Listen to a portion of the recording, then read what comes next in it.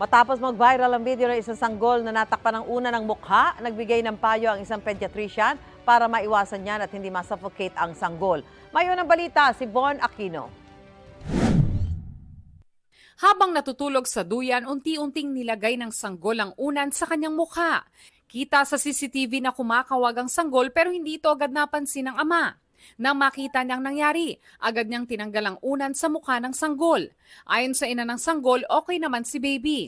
Tingin ng ilang nakausap naming magulang, hindi ligtas na pag-unanin ng mga sanggol. Baka pag nalingat ka lang, matabunan yung mukha niya ng unan. Delikado po yung yung minsan kapag may nakapaligid na mga gamit sa kanya, ganun, baka niya sa mukha niya.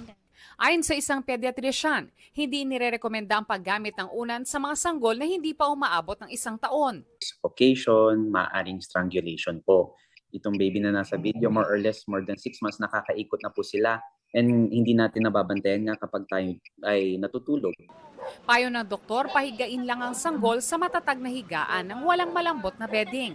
They are not missing anything. Masarap ang tulog nila kahit walang unan. Nasa crib lang dapat ay yung bedsheet ni baby. Iwasan din daw ang paglalagay ng stuffed toy o anumang bagay sa higaan ng sanggol na maaaring magdulot ng choking at suffocation. Itong unang balita, Von Aquino para sa GMA Integrated News. Mga kapuso, para una ka sa mga balita, mag-subscribe sa GMA Integrated News sa YouTube. Sa mga kapuso abroad, subaybayan niyo po kami sa GMA Pinoy TV at sa www.gmanews.tv.